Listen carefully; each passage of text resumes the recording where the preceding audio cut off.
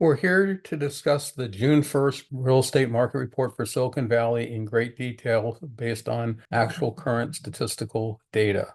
Here's some of the slides that we're going to be going over. We have three different distributions. Distributions are useful for understanding what's happening. Then we have a zillion slides on different market conditions. We have 11 heat maps, and then we follow up with 11 graphs of the Greater Bay Area 5 regions.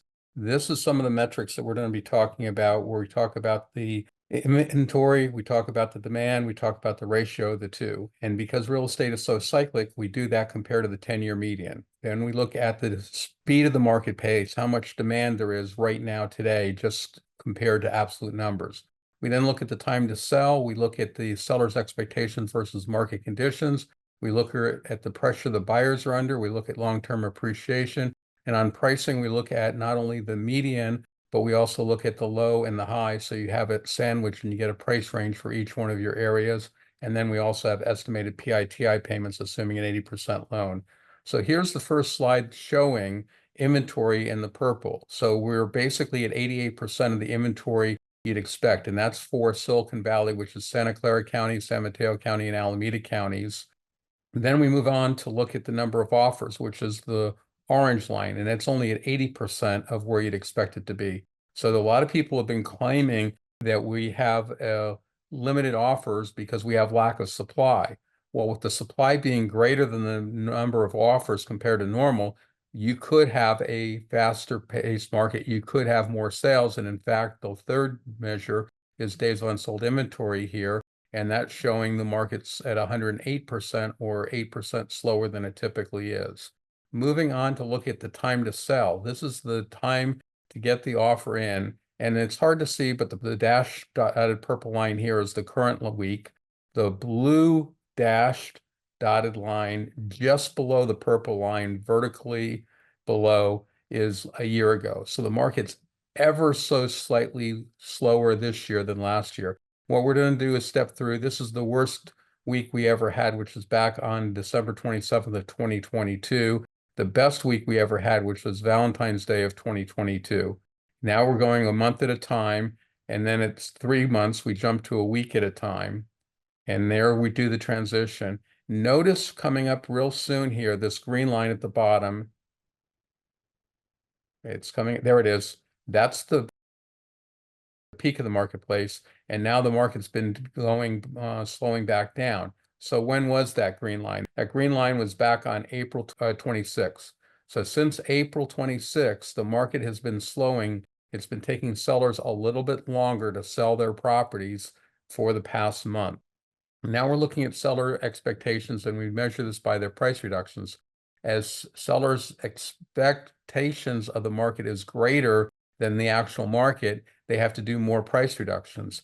Here, the slowdown's a little more apparent. The blue dotted dashed line up here is a year ago. The purple dash dotted line down here is the current year. So we're currently noticeably slower this year than we were last year at the same time. So again, we're going to start with the purple line and go a month at a time from 12 months back. And when I say a month at a time, it's either 4 or 5 weeks. I try to keep the date of the month the same, but I do everything on a weekly basis because real estate is so cyclic. So there you go. Now you're going to start falling down at the end of the year. That's sort of the bottom of the marketplace. There's your spring jump up. There's 3 months ago. So we had a little plateau, and then coming up right there, and right there is the peak of the market. So 5 and 6 weeks ago. And again, the market's been slowing down for the last 5 or 6 weeks. And again, if you pick what I think is the top line, again, it's April the 26th. If you pick the second top line, it's April the 19th. But basically, the end of April was the peak of the marketplace. And that's very typical. There's nothing, this isn't a shift in the marketplace. This is just the seasonal cycle that we have every single year here in Silicon Valley. Now we're going over and looking at the pressure the buyers feel. And we do this by measuring the sale price.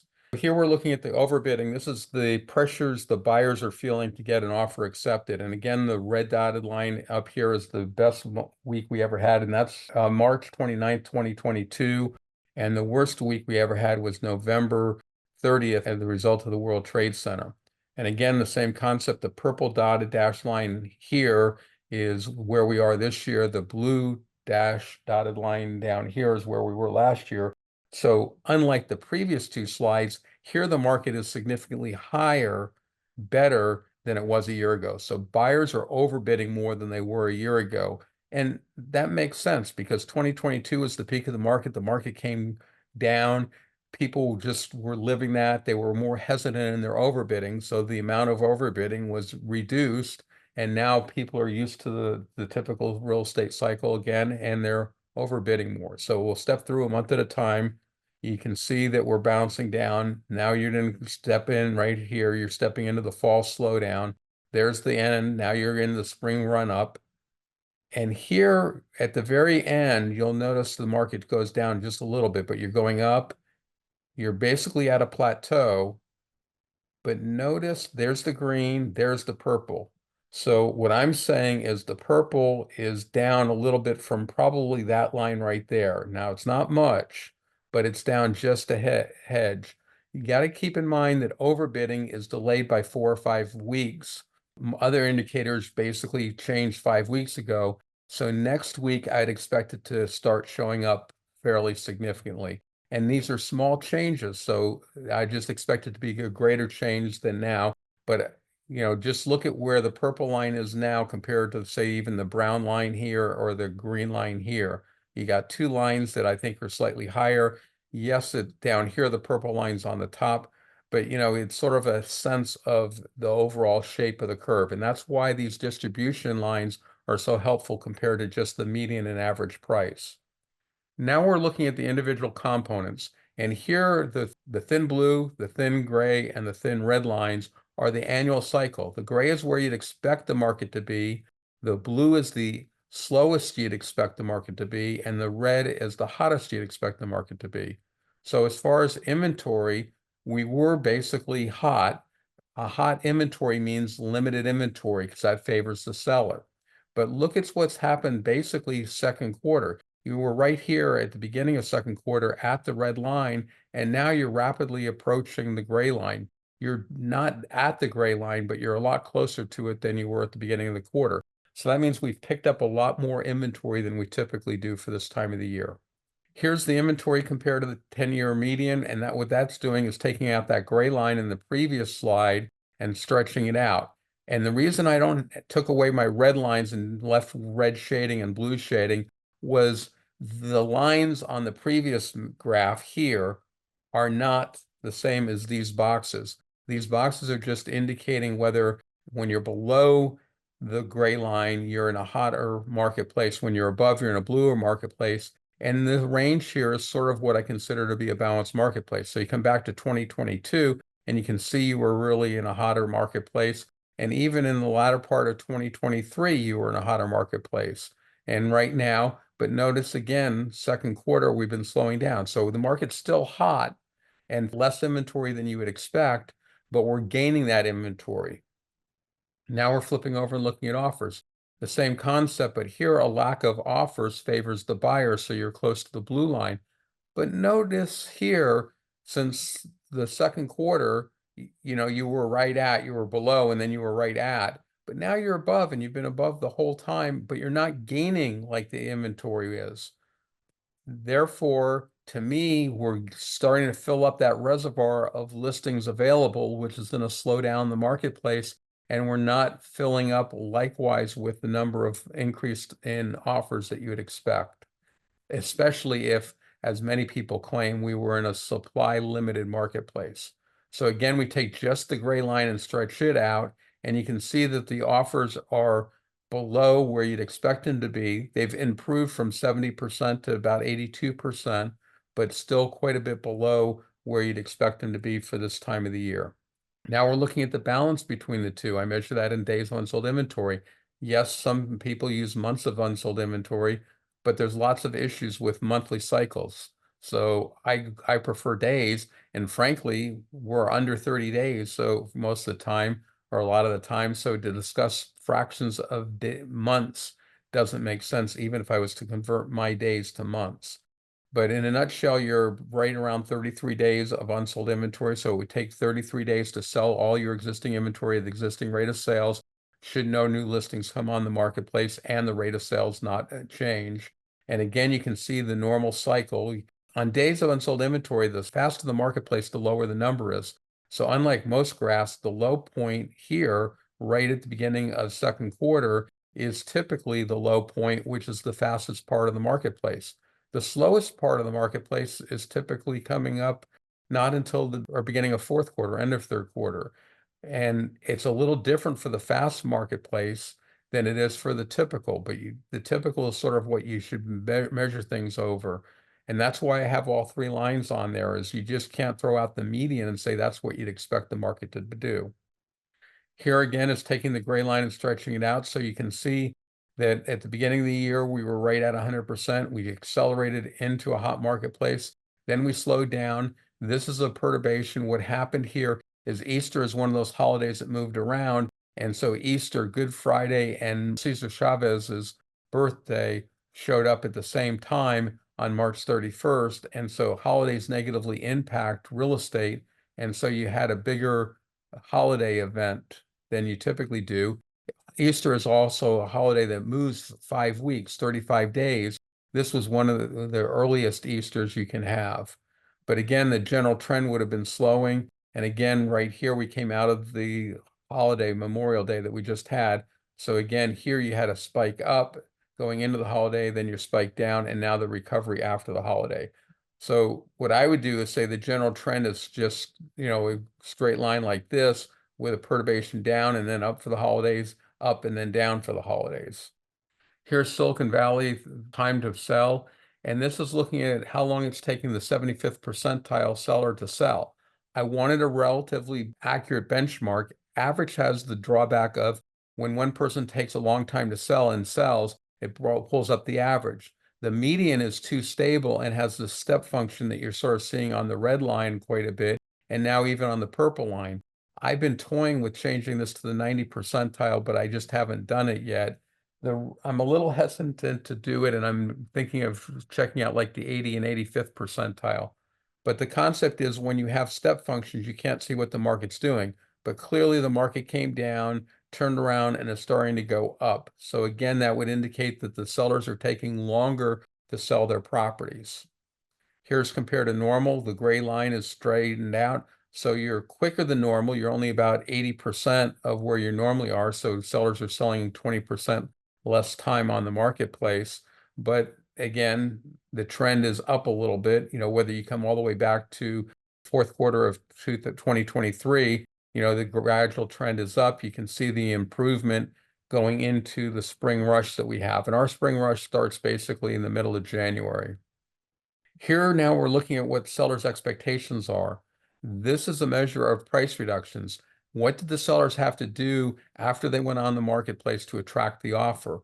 And again, the gray line's where you'd expect it to be. The purple is the actual data. And you can see we were basically right at the gray line. So typical seller expectation with price reductions. But now look at where you are. You're right on the blue line. So you're having greater price reductions than you typically do. And, this is average. So it's a tight metric. We're only talking about a little bit over, we're only talking about a 7/10 of a price reduction, but you can see the red line is basically very close to 100%, but it gets down here to 0.6% below. But again, you look at the gray line, and then you look at the purple line is between the gray line and the blue line. So sellers' expectations were higher than they typically were relative to the marketplace. So they're taking more price reductions. So again, an indication of a cooler marketplace. And here's taking that gray line and straightening it out. Now we're looking at the frequency of those price reductions. So not the magnitude, which is what we were just looking at. Now we're looking at how common they are. As far as frequency, they're right where you'd expect them to be. More sellers aren't taking price reductions, but the sellers that are taking price reductions are taking bigger price reductions than they typically do. Pulling out the straight line, you can see that you're right about 100%.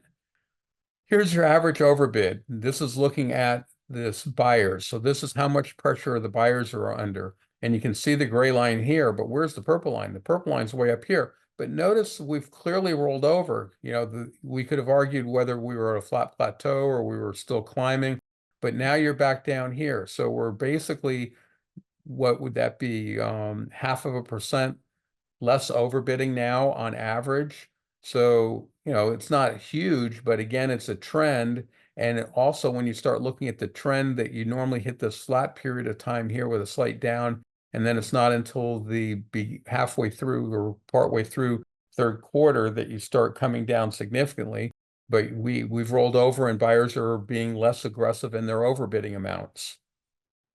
And you can see it's still above normal. It's above the gray line by quite a bit, but you rolled over, and you can see on a percentage basis, it's sort of flat.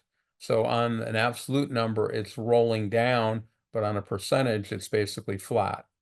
Here's the frequency of the overbidding. You can see overbidding is more common than typical. More common overbidding favors the seller, which is why it's towards the red line from the gray line. The gray line would be a completely typical marketplace. What that's basically doing is saying more sellers are getting overbidding this year than they typically do based on the previous 10 years. Stretching out the gray line, and you can see that overbidding is about 7% more frequent than they typically is. Here is the long-term pricing. It's on log paper because that way you can see appreciation. You get a nice straight line for your average appreciation. We had the average V down, and then you the run up, and now looking at your leveling off of price. Now remember, pricing again lags behind 5 weeks. So the fact that this is still on a very slight uptick doesn't surprise me. But starting in a week or two from now, I do expect that to roll over and start leveling off. Here's your estimated payments, which are not only the price of the home, but also the interest rates. And interest rates have come down a little bit, and that's why the dip in all three. Although the high price dipped down and went back up, probably because of a couple of higher priced homes sold. And payments right now for the typical house are higher than they've ever been. Last year, third quarter was down here at 13,000 a month, and right now you're almost at 14. So basically 5% higher than they used to be, because it's less than a full $1,000 increase. The big takeaway on this slide is the last line. The pandemic back in 2020 is still a lower number, but that was because if you look at my data processing here, today's June 1st, I go back 5 weeks in time. So you're taking all of month of May and some of April, and we weren't allowed to show occupied properties until I think it was May 2nd. So that really impacted the number of offers that were coming in. In another week or two, I expect this number to be higher than the current week. But really, in other words, the big takeaway is we were the worst number of offers out of the past 10 years, more significant, the worst out of the past 25, until we got outperformed by the pandemic here. And when we started getting outperformed by the pandemic, we were the second worst out of the last 25 years and the second worst out of the last 10 years. So both of those things are significant in my opinion. It's just a lack of offers. Now, one explanation is we had a surplus of offers right after the pandemic, and so the buyers that would have been buying now have already bought, is one explanation that I think is fairly reasonable. It's not a supply limited demand. Here's your active inventory. Now what we're doing is breaking up Silicon Valley into the 3 counties that make up Silicon Valley. We have Santa Clara County in the blue, we have San Mateo County in the orange, and we have Alameda County in the gray. And if you look long-term, Alameda County is typically the most inventory, largest county, followed by Santa Clara, and San Mateo County is the slowest and typically has the least inventory. And that's exactly the order we have here. So everything's as you would expect. I might argue that the difference between Alameda County and Santa Clara County is a little greater than normal, but that's a pretty weak argument based on that graph. Now we're looking at offers accepted. Here I'll point out that Silicon Valley has the most offers accepted, and Alameda County is typically slightly above or at least equal to. So this is a reversal. So Santa Clara County is having more offers and is getting pretty close to the level they were back here, where Alameda County is, at 950, which is quite a bit lower than their normal number of about 1,200.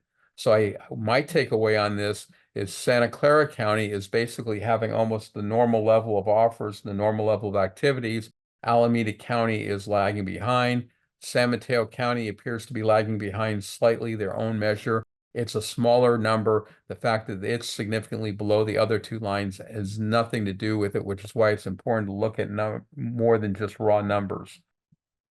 Here's your days of unsold inventory. This is clearly showing that Santa Clara County is the fastest market with only 28 days of unsold inventory. So it would sell out all inventory in 28 days. San Mateo County is next at about 35.5 days, and Alameda County is third at 38 days. Now, being third at 38 days is still reasonable. You're still selling all your homes in basically 5 weeks. That's pretty respectable, and I think if you went to most areas of the country, they'd be amazed by that kind of performance. Here's times on the marketplace. So they're a little closer together here. It's also a little hard to tell that Alameda County is just a little bit below San Mateo County, but it's a fraction of a percentage. And this is the number of days. So it's basically taking, in Santa Clara County, you're taking 15 days, and it's taking about 17, maybe 17.5 days. And San Mateo County is right at that threshold where it splits the percentile, and it's at 17.5. Here's the magnitude of list price reduction. So this is how much are sellers' expectations out of line with the marketplace. And you can see before the pandemic, they were all doing very similarly. Now that we got past the pandemic, and right now, San Mateo County is taking bigger price reductions. And that's basically been the case. You could come back here and argue basically starting right at the pandemic. Here it was clearly in the middle, here it was in the bottom, but here it's, above the blue, but sort of on top of the blue. Here it's clearly in the middle. It's got overridden. Sorry about that.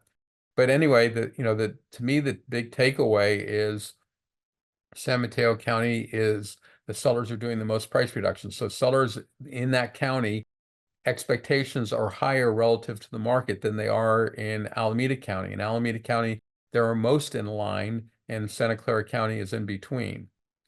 This is the frequency of ask price reductions. So how common is ask price reductions? And it looks like in Alameda County is the least, and that might tie in with they were the closest in line with the marketplace, so they have to adjust their market.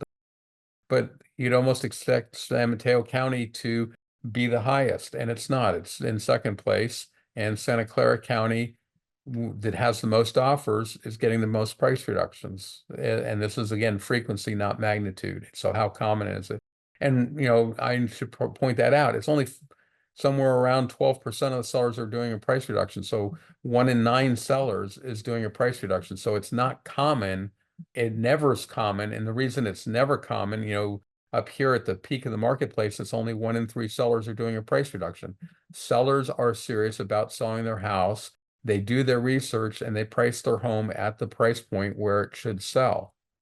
Here's the average overbid. This is the pressure of the buyers. So Alameda County is showing the most pressure with an overbid of about 111%. Santa Clara County is second at about 109.25%. And then San Mateo County is probably about just under 108%, so 8% overbidding. So, if you put your house on the market and you get over 8% to 11% over your asking price, that's pretty good.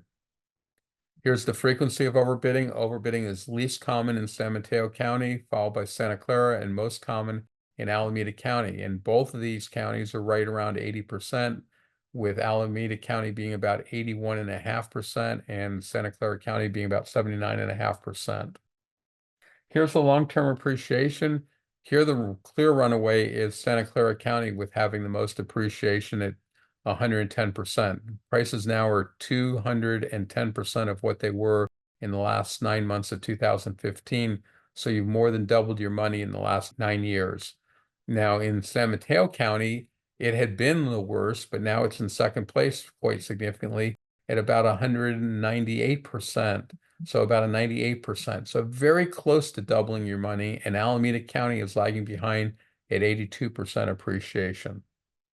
Here's your actual sold prices. You can see San Mateo County is so close to being at their previous peak. Santa Clara County is above their previous peak, and Alameda County is below their previous peak. So their previous peak was in relationship better related to their long-term appreciation. Alameda County has the least appreciation because it's still under its previous peak. Here is the same information on regular paper for those that prefer. You can see a little more clearly that San Mateo County is below its previous peak. You can see Santa Clara County is above, and you can see Alameda County is significantly below its peak. And when I say significantly below, it's below, its previous peak was what, 1,500? So $1.5 million, and the value now is 1,350. So you're 10% below your previous peak. Here's looking at your estimated payments. San Mateo County's payments have been skyrocketing, and so is their appreciation. Santa Clara County is a little bit more flat and actually came down a little bit, along with Alameda County following Santa Clara County's pattern. Here's the actual numbers. I do want to point out that I added in the average. I was showing the median on this slide, I believe, and so I added in the average. So you can see the average overbid is always going to be higher than the median overbid. Median's the midpoint, so half the sellers are getting above that number, half are getting below that number. The average is when you put them all in a blender, what's the average amount of overbidding? And part of the reason for this is the median is going to be lower because the prices can go below 100%. You can pick Silicon Valley as a whole. You can pick the individual counties, then look at the number that's important for you. Inventory, the number of new listings coming on the marketplace is down. Last week would have been high, because with the holiday, what you have is you have some people try to race the marketplace and come on the week before, and then you have sellers that didn't make it before the holiday and they wait till after the holiday. This is looking back 5 weeks in time. When you look back 5 weeks, last week, you didn't have the holiday involved yet. Now you have the holiday, so you'd expect the inventory to be down across the board. The number of total active listings is down in San Mateo County. It's up in Santa Clara County, and it's up in Alameda County. And then the number of offers accepted is down in Santa Clara County, down in Alameda County, up in San Mateo County. Potentially the number of offers going up help decrease the amount of active inventory. Anyway, days on sold inventory, you can see the slowest is San Mateo County, followed by Alameda, and Santa Clara County is the fastest. I won't go through each one of these numbers. Moving on to the heat map, this is showing the active inventory. Pink in color is less inventory than you expect and basically less than 88%. White in color is basically normal inventory from 88 to 112%. And blue in color is above average inventory, so from 112% and above goes saturated 150. So even the coast that's blue could get more blue. So what's this really telling me? It's telling me we basically have about the number of inventory you'd expect. Actually, if I looked at this, it's probably closer to 90%. So we're missing about 10% of the active inventory. Looking at the offers, here blue is less offers than you'd expect. In Santa Clara County, you're below, but you might be around 90%. In San Mateo County, you're more below, maybe around 70%. You got 90, 84, but you also got a 50. And then in Alameda County, which is countywide data, you're at 76%.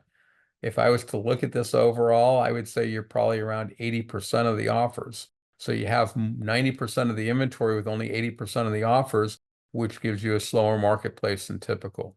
And here you can see some blue areas. Definitely most of it is white, which is about balanced. Alameda County is 5% above. I would say Santa Clara County is about 5% below, and San Mateo County is above, maybe 10%. It's really hard to gauge that because you got the coast, which is a small area at 234%, and Redwood City, that's not a small area, at 20% above, but a lot of your areas are at 5% below. So, it's sort of hard to do a weighted average on the fly, but in overall, I would say that you're a little bit slow, normal to slow on the days on unsold inventory. So now we're dropping the 10-year comparison and we're just looking at the raw count. And here I consider basically 6 weeks to 11 weeks to be a balanced marketplace, which is 42 to 78 days. When you're red in color, you're a faster market. So most of Santa Clara County is fairly deep red. Alameda County is either red or white in color. And San Mateo County is a mix of all three. You got some white up in Daly City and also in the expensive areas. You got some red in the Bay cities, and then the coast is blue. But generally speaking, all those numbers are pretty respectable. Oakland is up there at showing at 70 days. Moving on, days on marketplace. This is 75th percentile. Santa Clara County is basically 2 weeks for the heart of the valley. If you move into San Mateo County, it's a little over 2 weeks, and some of the areas are quite a bit higher at 40 and 50 days. And Alameda County, as individual micro market areas for the first time, is like Santa Clara County, just under 2 weeks. So very fast-paced marketplace. Here's the ask price adjustments. This is the average. So red is little price reductions, blue is bigger price reductions, white is where you'd expect the market to be. So most of the sellers are taking about the normal amount of price reductions. This is the frequency of price reductions. Not very many sellers are taking price reductions, basically less price reductions than you'd expect, except for the expensive areas in Santa Clara County and in San Mateo County, right where you'd expect them. The coast is taking more frequent price reductions. So that would be sellers' expectations out of line with the market. This is the overbidding. This is the magnitude. Red, pretty aggressive. The outlying areas are redder than the inlying areas. Basically, red means that you have a lot of overbidding, more overbidding than you typically do.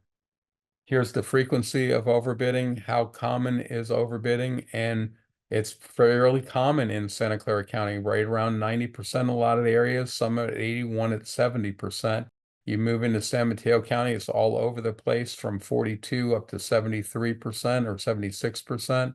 And Alameda County is more like Santa Clara, more stable, right around 80, 85% of the sellers are getting more overbids than their ask price.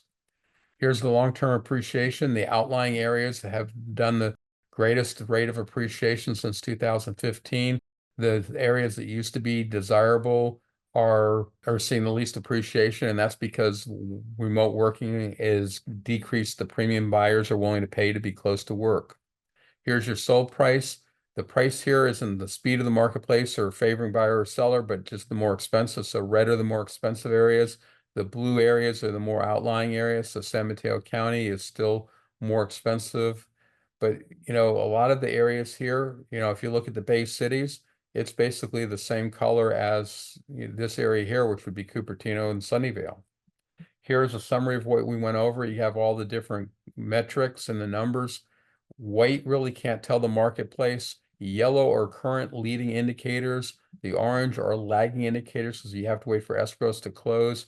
And then just long-term pricing, which doesn't tell you what the market's doing. Here's some of the things that is different about this data set than the typical data set you might run into.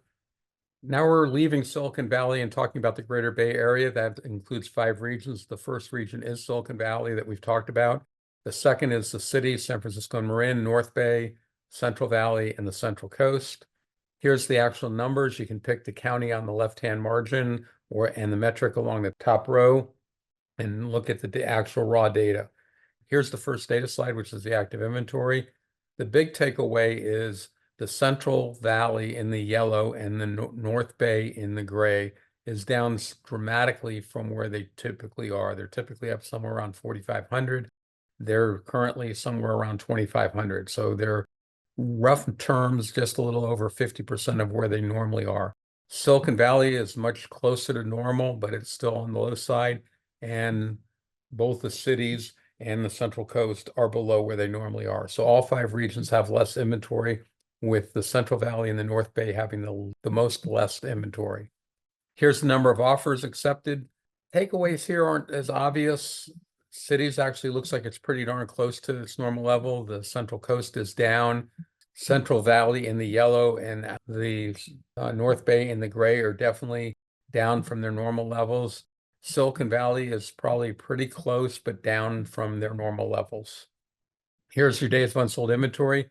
Silicon Valley is the fastest, but slower than it was in 2021 and 2022, but about the same as it was from 2014 through 2018.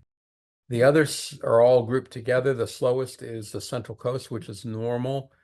And then the cities in the orange, the Central Valley in the yellow, and the North Bay in the gray are all grouped right around 50 days of unsold inventory. So it takes a little less than 2 months to sell all your existing inventory. Here is the time on the marketplace, the 75th percentile, so 3/4 of your sellers are selling faster than this. Silicon Valley is the fastest at 14 days for 3/4 of the sellers to sell, followed by the Central Valley and then the cities. Lagging behind are North Bay and the Central Coast at basically 30 days for 3/4 of the sellers to be successful in getting an offer.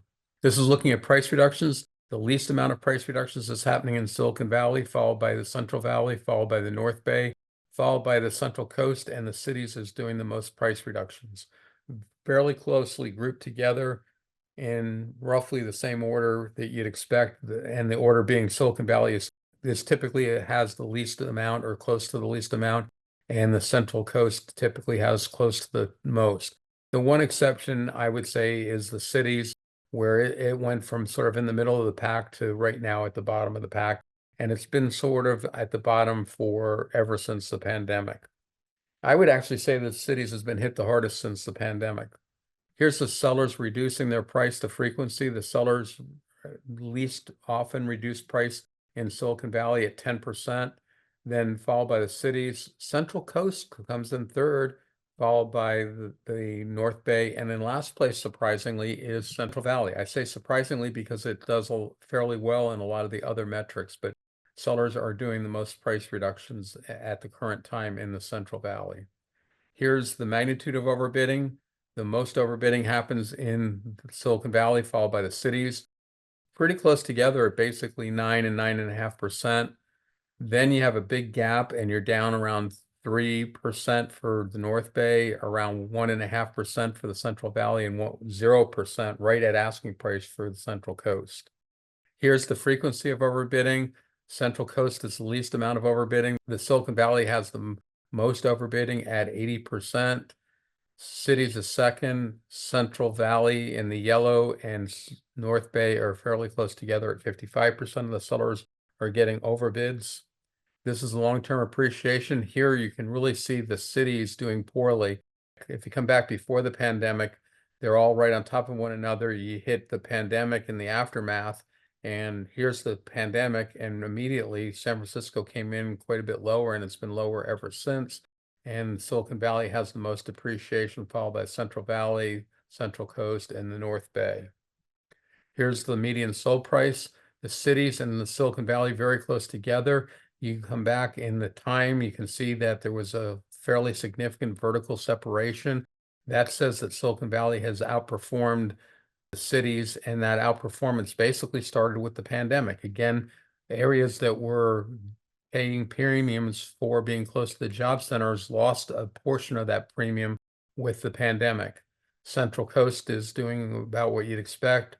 North Bay and Central Valley are unremarkable. Central Valley being the most affordable. Here's the payments in the same order because it goes through the same math formula to get the monthly payments once you have the sale price input. And with that, we've been talking about Silicon Valley. This is my YouTube archive. The green is what I call my root URL. I've dropped off the G, so take note of that because at some point I'll stop loading it to both. So that's my root URL to get the live presentation. Saturday morning, you use the green URL and add 2024 to it, the year. To get to the handout, which is up, you put in H and then the year, month, date code. So H 2024-06-01, and any live presentation you put in the root URL in that specific episode. Let me see if I have any questions. I'm not seeing any questions, so I'll wrap it up and have a great week. Thanks, everybody. Take care. Bye for now.